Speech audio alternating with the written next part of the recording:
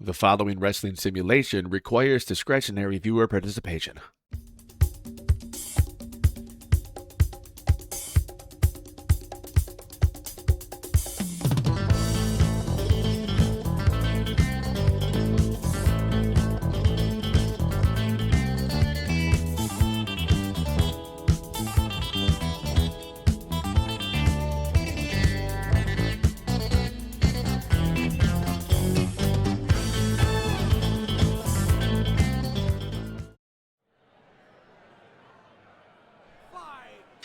Welcome to another action-packed edition of Championship Wrestling.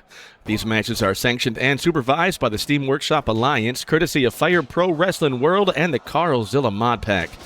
I am Benoit, and we're kicking things off here with the Macho Man, yeah! Randy Savage is going one-on-one against Johnny Rodz.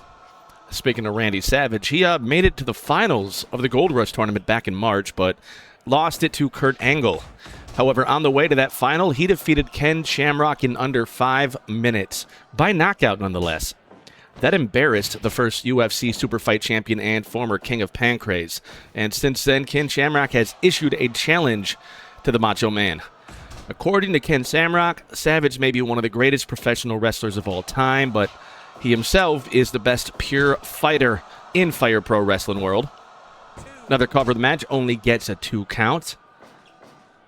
So yeah, we've yet to hear Randy Savage's response to that challenge by Ken Shamrock.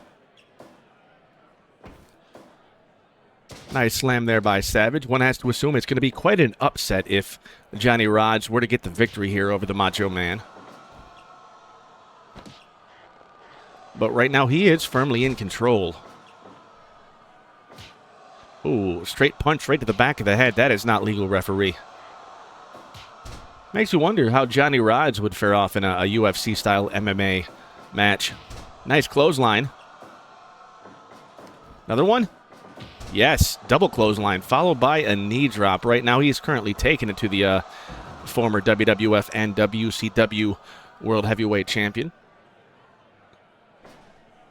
Oh, but now we're taking it to the outside. No, we're not. I thought Randy Savage might have wanted to go up on that top turnbuckle there and come down with that diving axe handle. You know, he likes to use that. Sometimes a prelude to that flying elbow, which he used all the way to the finals of the Gold Rush tournament.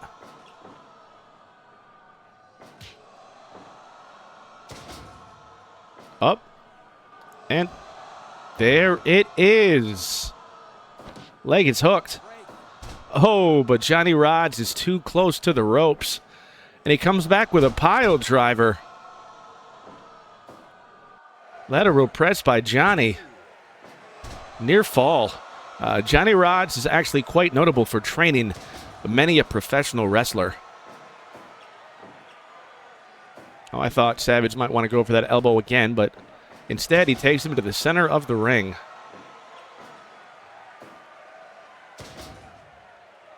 Wants to keep Johnny as far away from the ropes as possible, I suppose.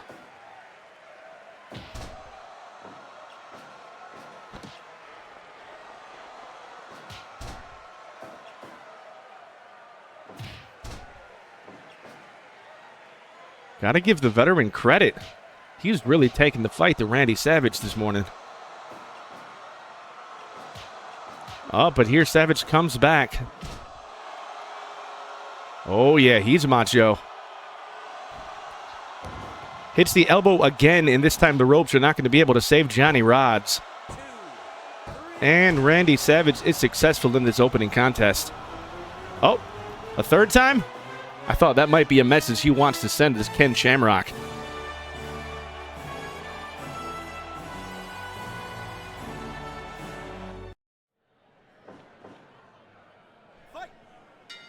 Up next, we have a tag team match as Billy Gunn here, who also made his debut in the Gold Rush tournament. It's teaming up with his tag team partner, his brother, Bart Gunn, the Smoking Guns, taking on the makeshift team here of Barry Horowitz and Iron Mike Sharpe, who is currently in the ring with Billy. Billy's been a multiple-time WWF Tag Team Champion, 3-time, matter of fact, with his brother Bart there, in the new generation era of the World Wrestling Federation. Now, during their time in the WWF, the tag team division was not very deep. But here, it's quite a bit deeper. There are a lot of teams here in Fire Pro.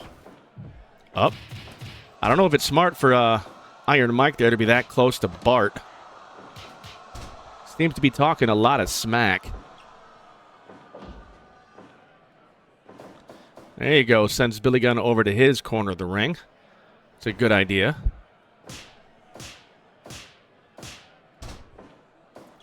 We saw a tag team last week, matter of fact, I believe, that was also part of the new generation, that being Men on a Mission.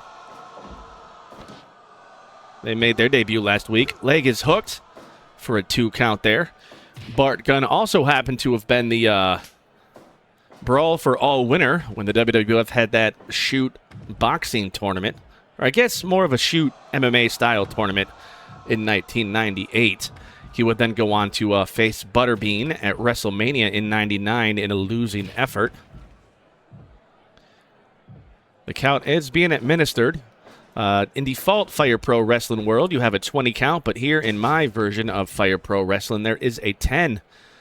And the referee is going to start making that count there, but Bart's going to make it in at the 2 count. Nice armbar takedown there by Barry Horowitz. Perennial undercard worker, Barry Horowitz. Actually did get a couple of victories in the WWF back in 1995. Oh, nice flying chop there by Bart. Followed up with a DDT. Barry Horowitz got a victory over Skip in 1995. Skip being the late, great Chris Candido. Diving shoulder tackle there by the 6'5", 6'6", former badass, Billy Gunn. Billy Gunn still wrestles to this day, I believe, for All Elite Wrestling. Thought he was going to be taken out of the ring there, but no, it looks like Barry Horowitz is going to be tumbled into the outside. Those mats don't really offer a lot of protection. As you see, those mats are more for the floor itself than the actual wrestlers. Oh, wow. Nice multitasking effort there. Iron Mike not only tagged in, but also punched Billy. Bulldog! Bulldog by Billy Gunn. And another diving shoulder. Ooh, Iron Mike tries to run through Billy Gunn, but surprisingly, the smaller man is able to take him down. Now, while Iron Mike was known more in the 90s as another perennial undercard worker, he actually got a pretty decent push in the WWF back in the early and mid-1980s.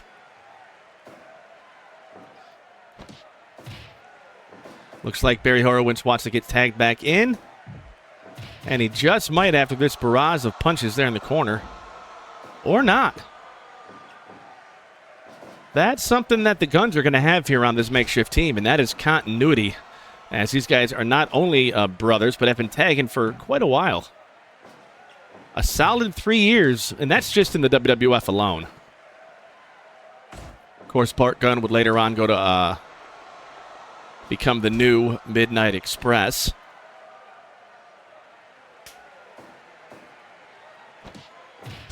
Teaming up with, with Bob Holly. In what, 1998 WWF? Nice Northern Light suplex with a bridge. That's the first cover of the match, I believe.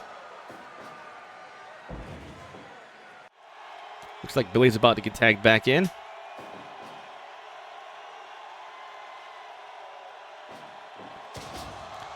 He takes the Northern Lights. Another near fall. Often underrated. Barry Horowitz might not have the best win-loss record, but he is definitely one of the better technically gifted wrestlers here in Fire Pro.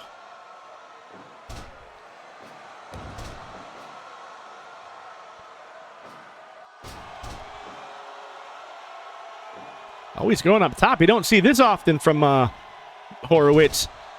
Nice front kick. And the cover. That could be it. Oh, that could have been a hell of an upset. Oh, same thing again. Iron Mike. Pile driver. I think his feet are under the rope, so the referee's making the count anyway and almost got a 3.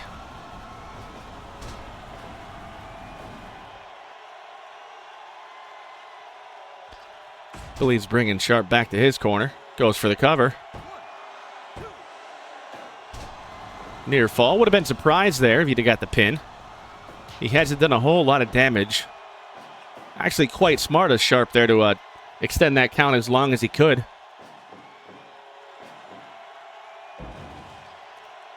Bart's a big guy, but Mike Sharpe is even bigger. So he overpowers the, I believe, older brother. I think Bart Gunn is the older brother of the Gunns. I might be wrong about that. 2 count.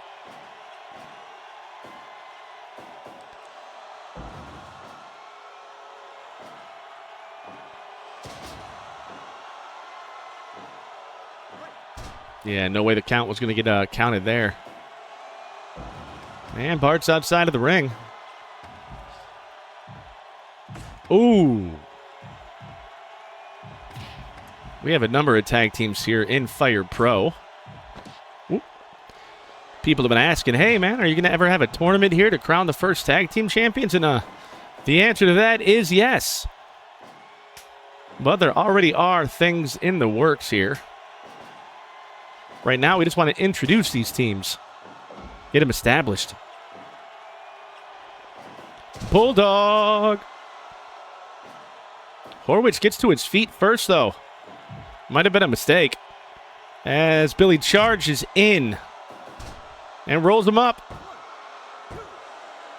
And that is it. The Smoking Guns are victorious in their debut here together in Fire Pro Wrestling.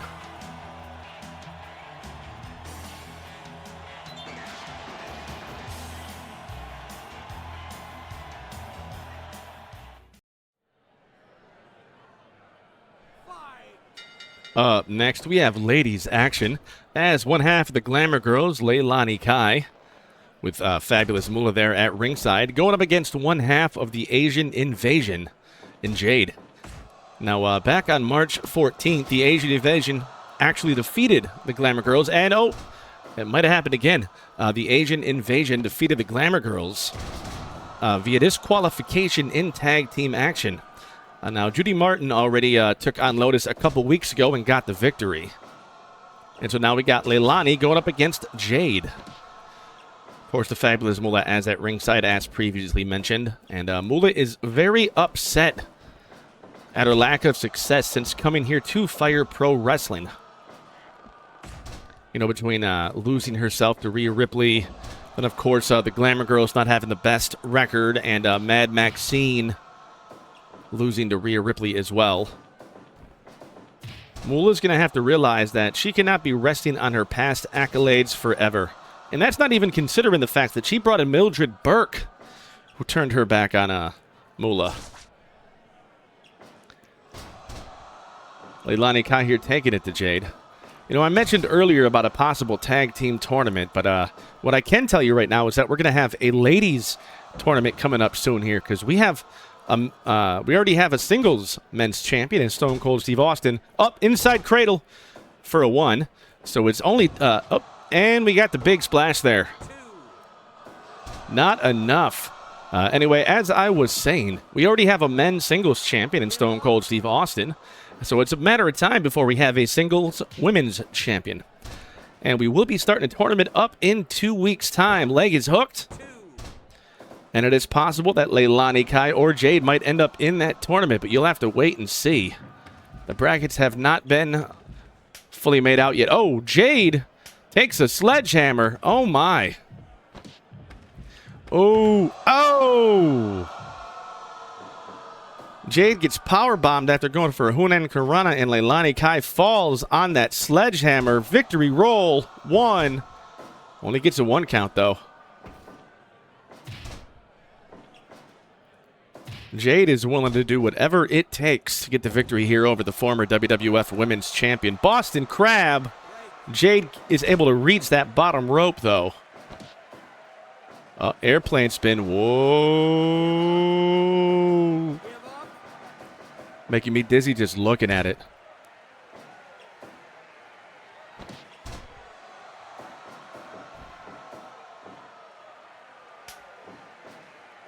Jade grabs an arm, but Leilani goes right to the eye to stop that momentum. And she's spinning again.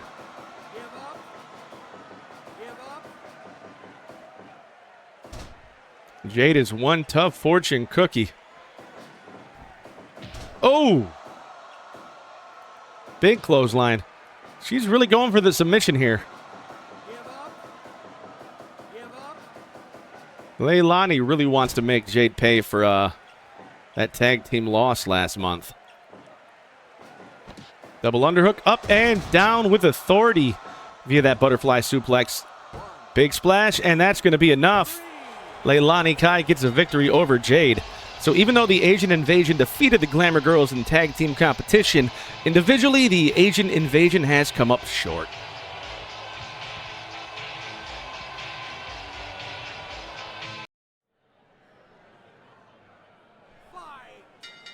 Two more veterans are going at it in the ring now, both of whom love to come off that top turnbuckle.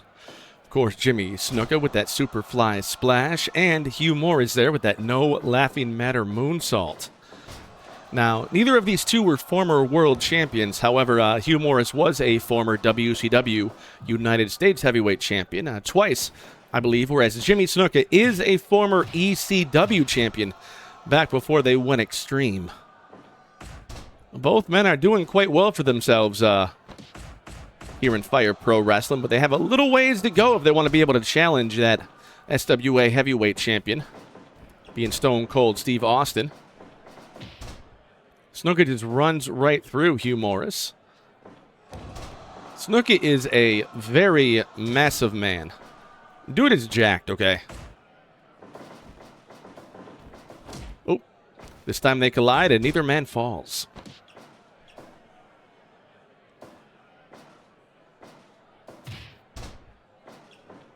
Of course, these two are of different generations. Snuka was more known for the 70s and 80s, whereas Hugh Morrus was from the 90s and early 2000s, where he at one point became a trainer for WWE, but I don't remember if he resigned or decided to... Oh, Superfly splash in the ropes. Referee makes the count anyway. Now, I don't remember if he was fired or he chose to resign as a trainer due to controversy. Whatever the case is, I'm sure that that rage is going to be useful for him here in Fire Pro. He kicked out of that Superfly splash, which, to be honest, should not have been counted in the first place. But that's the fun and stimulation. Ooh, shoulder breaker.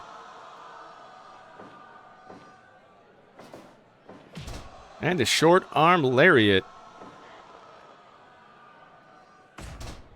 Morrus bringing it back to the center of the ring.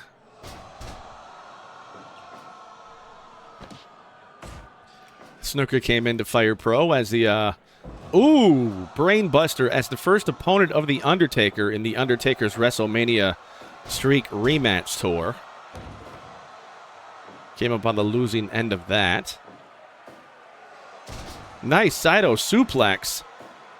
Follows that up with a I guess a brain buster if we're talking Japanese, but that's more of a vertical suplex here. Snuka's going to do it again. Drops him on the top of his head. It's been all Snuka thus far. And Snuka is now taken to the outside of the ring, where he's thrown into the apron there. And also the guardrail, sternum first. Ouch. Not quite sure where the count is, but Snuka might want to get back in the ring, and he does.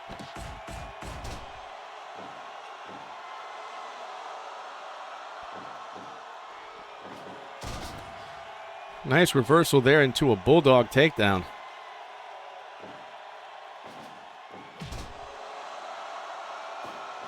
And the cover. Oh, that's enough. Hugh Morrus gets the victory over Jimmy Snuka and did not even need to come off that top turnbuckle with the moonsault. Hugh Morrus moves up in the rankings here in Fire Pro Wrestling.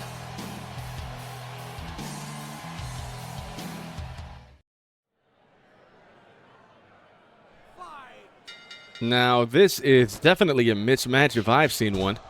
Consequences Creed, who made his debut here in the Gold Rush tournament, going up against another man who debuted in the Gold Rush tournament, that being Walter. However, Walter made it to the semifinals, only losing to its eventual winner, Kurt Angle, whereas Consequences Creed, ooh, God, lost in that first round quite quickly to Randy Savage, whom we saw earlier in the day. Walter now. Consequences tried to get the early start there and did, but Walter is making him pay for it. Consequences Creed, as somebody you might know better as Xavier Woods, member of the New Day in WWE, whereas Walter now goes by Gunther. Oh! Decapitation style lariat. Everything this man does, he does with such brutality that any move of his could end the match, including that Boston Crab right there. Although it does not. Might do it this time, though. Seems like Walter wants to go for that submission here. Consequences Creed, a former TNA World Tag Team Champion with Round the Truth Killings.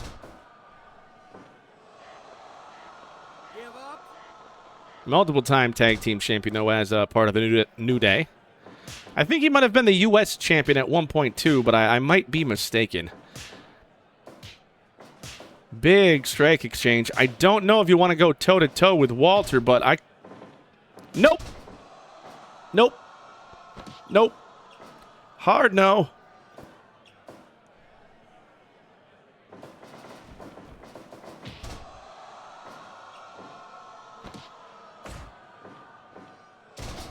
Nice swinging neck breaker, though. Oh, and he throws Walter outside of the ring. What's he going to do?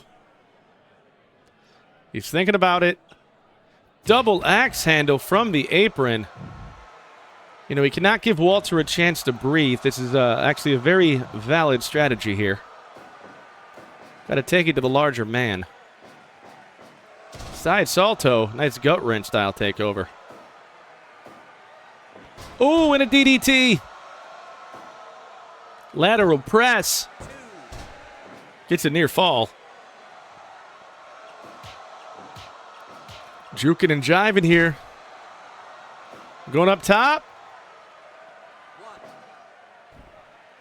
Oh, nice jumping DDT. That could be it if Walter there wasn't in the ropes, but the referee makes the count anyway, and it's not enough. Oh, what an upset that would be. Oh, shit. That looked painful. 1, 2, 3. No! Oh, that was a power bomb from hell there. How did Creed kick out of that? Oh, my God. What a main event we have tonight here. What a great final match of this week's edition of Championship Wrestling. Oh, reversed into a Hurricanrana. Legs are hooked. Only gets a near fall.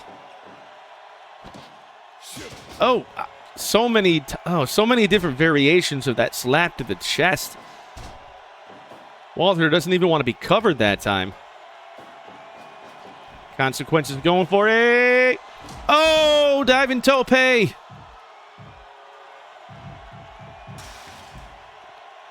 Juventud Guerrera is somebody we might see here in Fire Pro. We do have a pretty massive roster, though, at the moment. But I'm always looking to bring in new edits. You know, if these edits have what it takes, they could join the regular Fire Pro Wrestling roster.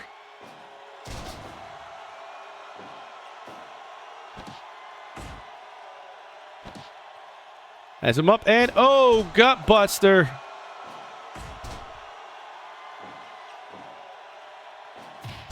Walter is fighting back, though. Back into the Boston Crab again. This might be enough. After taking that big power bomb, but no. Consequences is fighting back. For America. He's fighting for the whole country here. And I think he just lost. 1, 2, 3. That is it. Walter picks up the victory here against Consequences Creed. But a hell of a championship wrestling this week. I am Benoit signing off. Till next time, keep on simming.